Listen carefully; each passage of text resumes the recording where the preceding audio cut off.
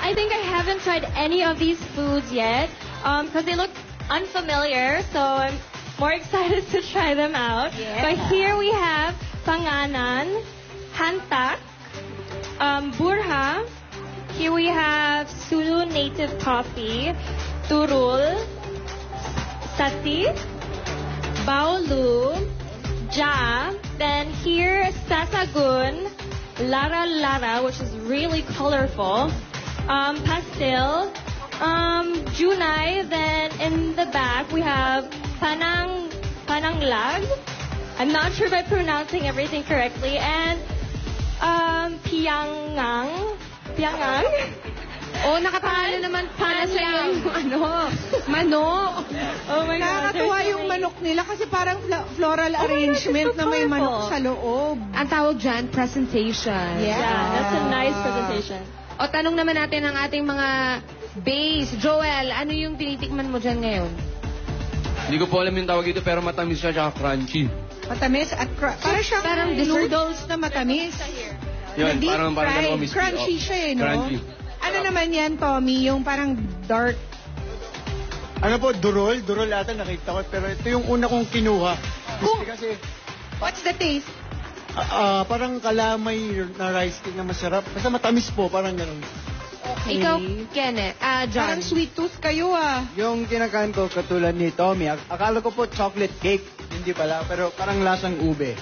Tasang ube. Parang brownie kasi yung itsura niya eh. Di ba ito yung favorite ni Alan Kay? Yung parang... Actually, si Alan Kay, Alan hindi pa Kay, naman. where are you? Busy. Parang siyang brown sugar na binake. Parang panut siya. Yes, exactly. How about you, Kim? What are you eating? Hindi ko po alam kung ano to, pero masarap. Naalala ko yung parang taste ng childhood ko. Sorry, may pagkain pa ako sa bibig. Naalala niya, napa-flashback ka sa childhood Nung mo. first time ko dito sa Pilipinas, may kinain po ako na parang ganito. Pero my family brought it from somewhere. Alam mo, parang napansin ko marami siyang sweet.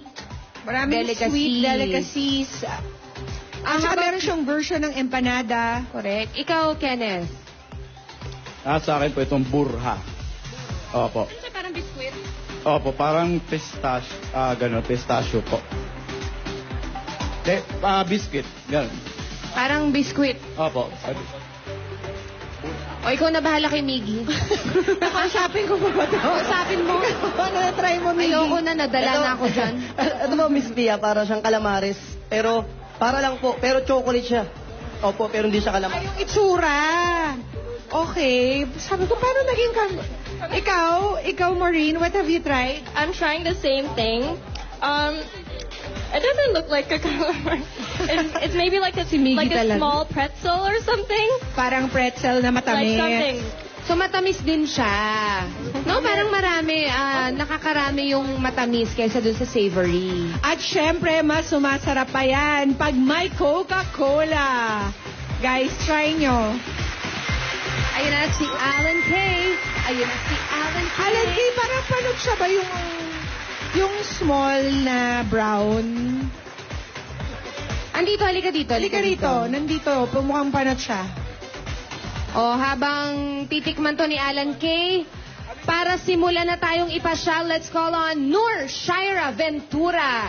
She is our first ever Miss Millennial Holo Sulu. Senior high school student and Miss Sulu Tourism 2017, Noor Shaira Ventura. The first ever Miss Millennial Holo Sulu.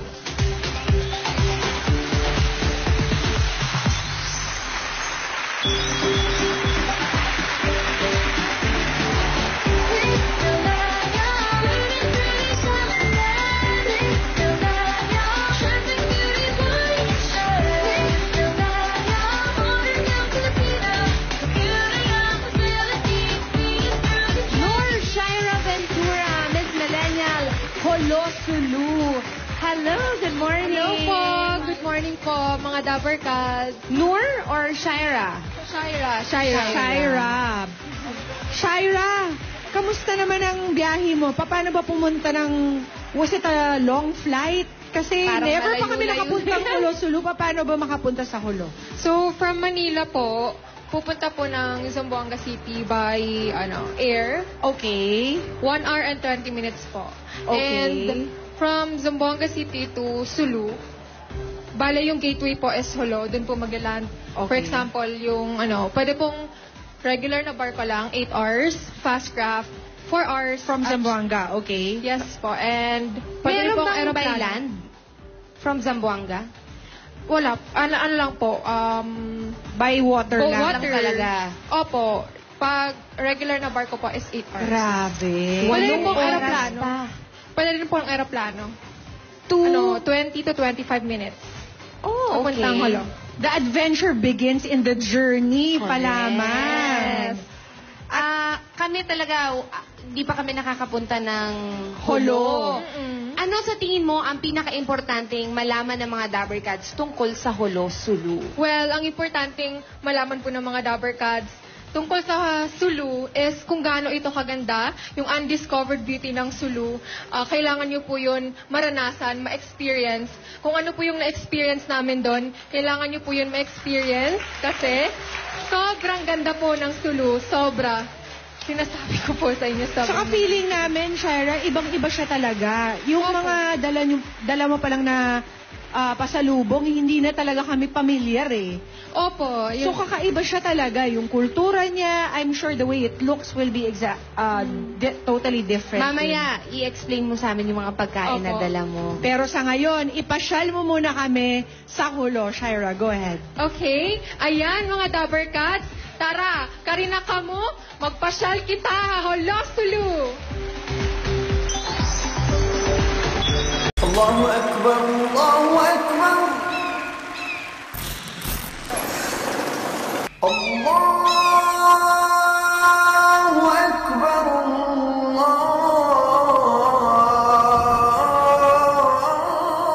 Allahu Akbar.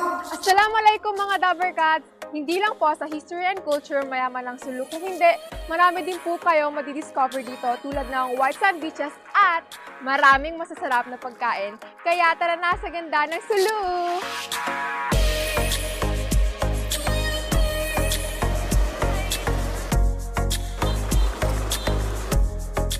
Sulu came from the word sug, which means strong current. Alam niyo po ba na ang Sulu ay composed of volcanic and coral islands?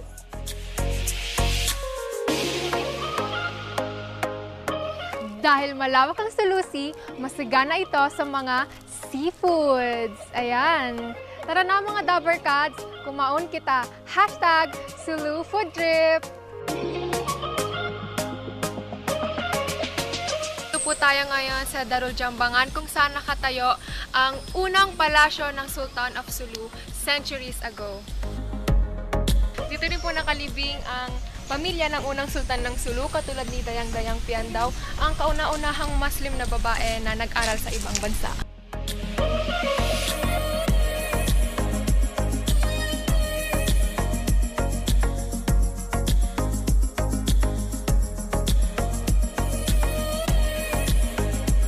Sulu is a Muslim-dominated province. The people here are called Tausugs. Islam is our way of life, and Muslims are peace-loving people.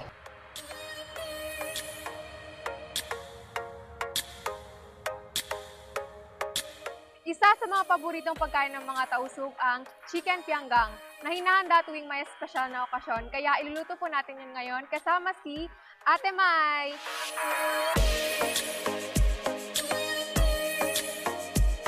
Isa sa pinagmamalaki ng Sulu dito sa municipality ng Maimbung ang takut, which means sandbar.